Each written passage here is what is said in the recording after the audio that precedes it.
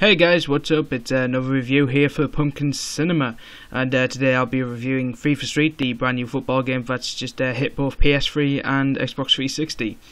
So FIFA Street really has no story. You create a character and go through a series of street events and tournaments to pretty much become the best team in the world. If you've played the first two FIFA Streets and FIFA Street 3, you'll generally understand the premise of the game and what it's all about. But let's just not cut the bullshit and let's go straight into the good and bad points. So, what's good about FIFA Street? Well, the first good point is that it's very easy and basic to play, meaning that anyone can pick it up. It will not take you very long to understand the premise of the game, the controls, and just have fun, really, in the end. And as well as that, it offers a more laid-back, casual, friendly, more version of the FIFA games. While in FIFA you would have to watch your tackles, your offsides, and have to pretty much learn the game, FIFA Street doesn't do that to you.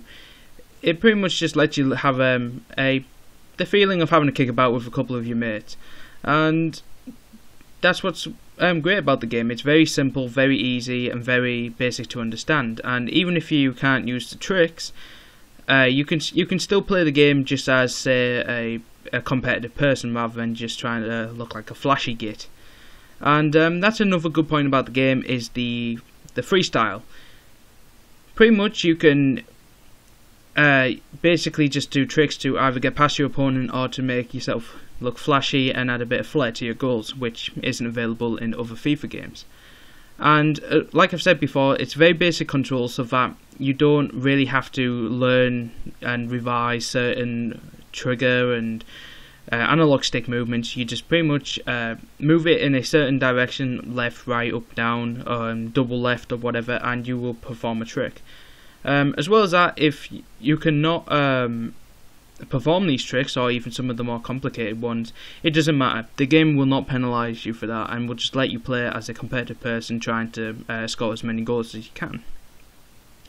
As well as this, we will move into the next point, which is the World Tour mode. I didn't play much of FIFA Street 3, so I don't know very much about the career mode, if it had one. I did start on FIFA Street 1 and actually beat number 2, so I know about the World Tour mode already. And what this means is you pretty much choose your region and where you want to play and start off as. And you pretty much just start as a team, a local team, and you build up your characters, which you can upgrade and level up as you play more games, and pretty much aim to be the best, competing in various events, unlocking new clothes, equipment, and other events really. And what's great about is the amount of detail you can put into your characters and how you can make your players specialised to the way you want to set up your team. But even if you are not interested in making the best team you can, it's very simple and straightforward to upgrade characters, so even if you don't have an idea what you want to focus on, you can still have a good enough team and be able to compete. And last but not least is just the customization of the game. As well as customizing your main character, who will primarily be the captain of the team, you can also customize any of your other teammates. And what's great about this is just the fact that you can pretty much build a team to how you want to look and how you want to be represented. And it's really nice to see that even though the game's a little bit more laid back and it's a little bit easier to play, that they haven't taken all the vast customizable options from the mainstream FIFA games. But as always, we got to talk about the negative points, and my main negative point is that the game has two spectrums. Well, it has only two sides on the spectrum, very hard and very easy. Sometimes you'll just be playing the game and find that you're just walking through the game and just having very little competition.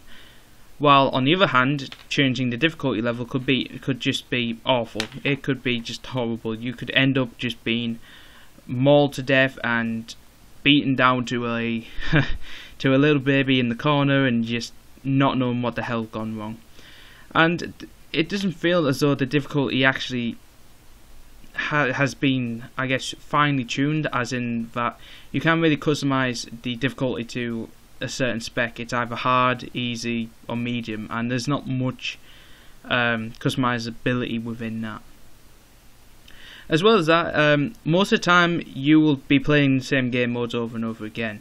And you have Panama, which is a 2-on-2 game mode which pretty much focuses on freestyle and scoring goals, and the more you freestyle, the more points your goal will be worth. As well as that, you've got the standard normal kickoff, 5v5, 8v, is it 8v8, 7v8? I'm not sure on the specifics, but you've got your normal kickabout, your freestyle mode, and you've also got a practice area like all FIFA games have. And last but not least, if you're not into laid-back games, or you want a very finely tuned professional football game, this is not the one for you.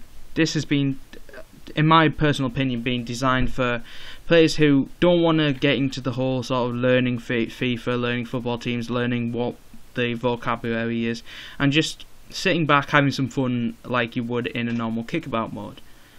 And if you're not looking for this within a football game, you will not be happy about FIFA Street. But in the end, I'm having a lot of fun with FIFA Street. FIFA Street is definitely a step out of the norm when it comes to football, and it's nice to see that they've gone back to their traditional route rather than another repeat of FIFA Street 3. And overall, the game's fun to play. It's definitely a time waster, and if you can play with friends, it's a lot of fun. And I hope you've enjoyed this review. I definitely suggest picking this up. It's a very fun game. I do not rate games, but I definitely say that it's a definite buy. So anyway, guys, hope you enjoyed this review, and this is Alex Rooms from Pumpkin Cinema, and have a nice day.